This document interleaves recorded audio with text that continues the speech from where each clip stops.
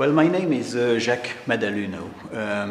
I'm basically an organic chemist doing synthetic organic chemistry and methodology in organometallic chemistry.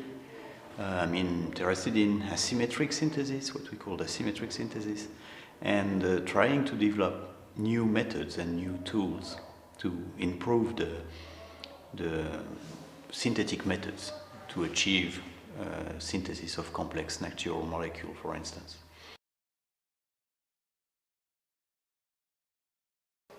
I got a degree in chemical engineering in Paris, France, 1983, and then I moved to the university to get a PhD in chemistry, organic chemistry, which I did still in Paris University.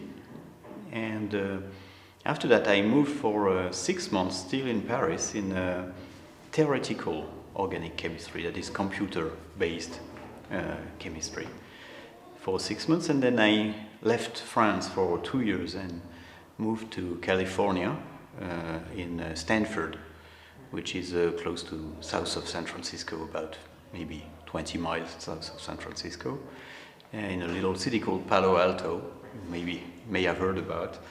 And it's I stayed there for 2 years. I actually studied in the field of neuroscience, so more biology-oriented studies. Then I finished my postdoc there and I applied for a job in France, and I was sent to the University of Rouen. Rouen is a small university which is about 120 kilometers northwest of Paris, so very close to Paris. And there was an excellent laboratory there in asymmetric synthesis and organic chemistry, though. So I was sent to this lab because the professor there, Professor Duhamel, was a very well-known man, and so he needed help to develop his research. So I was committed to that, and so I dedicated all my time to this type of research. And that was a fascinating experience because, you know, the lab was not very rich. It was a small university, difficult conditions, practical conditions, because very small lab, very crowded, many students. But the creativity was exceptional, I think. The people there were very good. They were working in difficult conditions, but they were very, very imaginative. So I learned a lot by exchanging with them, and I appreciated this time very much. So I stayed in this university. Finally, Professor Duhamel retired, and I was in the same time promoted in the ranks of the CNRS research administration. So I got what they call directeur de recherche, research director, and so I'm now leading a little team of scientists working on the fields I told you at the beginning.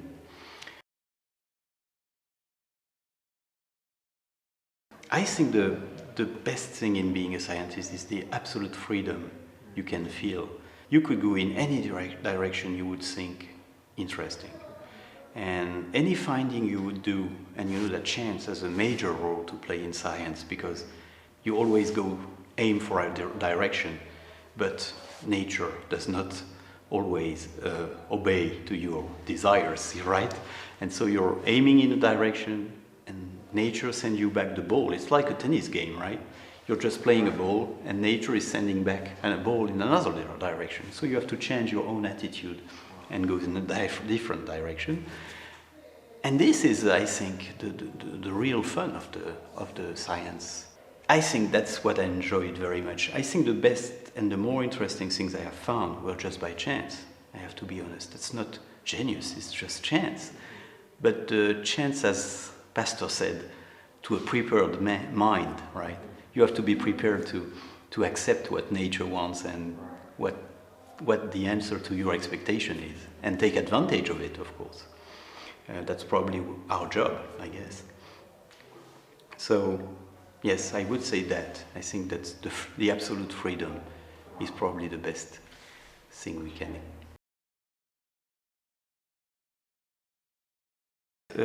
Working and knowledge is one thing, but imagination is something else. and you don't learn imagination, right? You have to take advantage of it when it's there.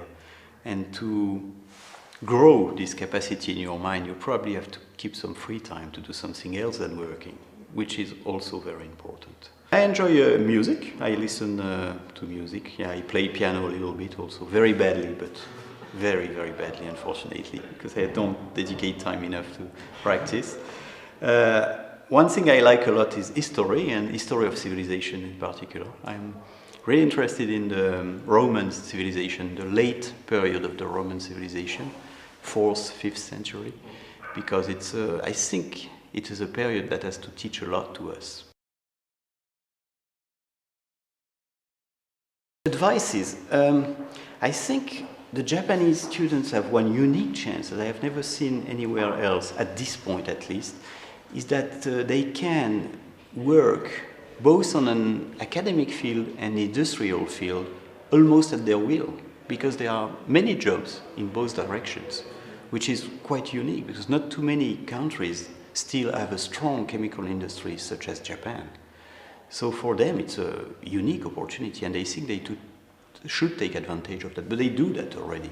They know that with a master's degree, for instance, they will get a good job in industry quite rapidly, and if they want to become academic, they would have to go to PhD programs and get a little bit more involved with research. But it's probably, what I would suggest them is to try to choose fields and domains in which their versatility is as large as possible, such as they are exposed to as many different experiences as possible. Because I think it's from the diversity of experiences that you probably can pick up the things that really interest you and in which you will probably be the better, because you will really feel yourself like in the best environment possible. I think the organization is wonderful, terrific. I think we should take model on that, because this hetero program you have is very well organized, I think. Just little things, such as somebody coming to the airport to pick you up, to drive you to your apartment, show you the place, then bring you to the university. You arrive in this building and there's a room waiting for you with your name on the door, everything ready in the room. That's fantastic. Nowhere else. So thank you to this program for such a welcome. It's perfectly organized, very efficient, no time wasted, not for the professor that invited me, neither for me. So it's really some kind of model. And to tell you the truth, as soon as I arrived here, seeing this perfect organization, I sent an email to the vice president of my own university telling, this is the kind of thing we should be able to do, because it's wonderfully efficient. So congratulations to the organizer of the program.